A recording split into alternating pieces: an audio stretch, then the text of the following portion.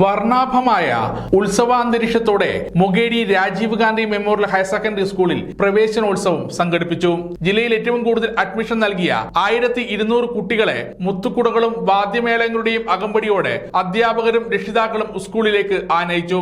പ്രവേശനോത്സവം മുകേരി ഗ്രാമപഞ്ചായത്ത് president K Valsan ഉദ്ഘാടനം ചെയ്തു.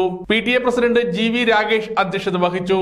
പ്രിൻസിപ്പൽ കെ അനിൽകുമാർ സ്വാഗതവും മാനേജർ സുനിൽകുമാർ ആശംസകളും ഹെഡ്മാസ്റ്റർ TK ഷാജിൽ നന്ദിയും പറഞ്ഞു. തുടർന്ന് സ്റ്റുഡൻസ് പോലീസ് കേഡറ്റിൽ പുതുതായി ചേർന്ന കുട്ടികൾക്ക് മാർഗനിർദ്ദേശങ്ങളും നൽകി.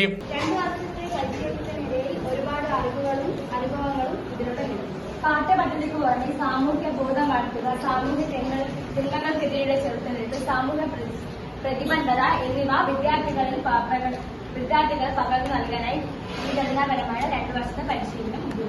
SPCയിലൂടെ നിങ്ങൾക്ക് ഒരുപാട് ലഹരി വിരുദ്ധ പ്രവർത്തനങ്ങളിലും പരിസ്ഥിതി പ്രവർത്തനങ്ങളിലും ഏർപ്പെടാൻ പറ്റും. ആഴ്ചയിൽ 2 ദിവസമായിട്ട് പരേഡ് PT പ്രവർത്തനങ്ങൾ ഉണ്ടാവും. അതുപോലെ തന്നെ വെക്കേഷനിലൊക്കെ നിങ്ങൾക്ക് കുറെ ക്യാമ്പുകൾ.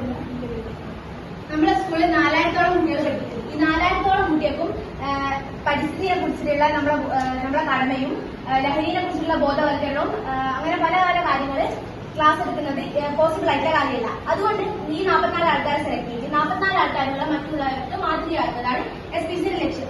സമഗ്ര ന്യൂസ് പാനൂർ.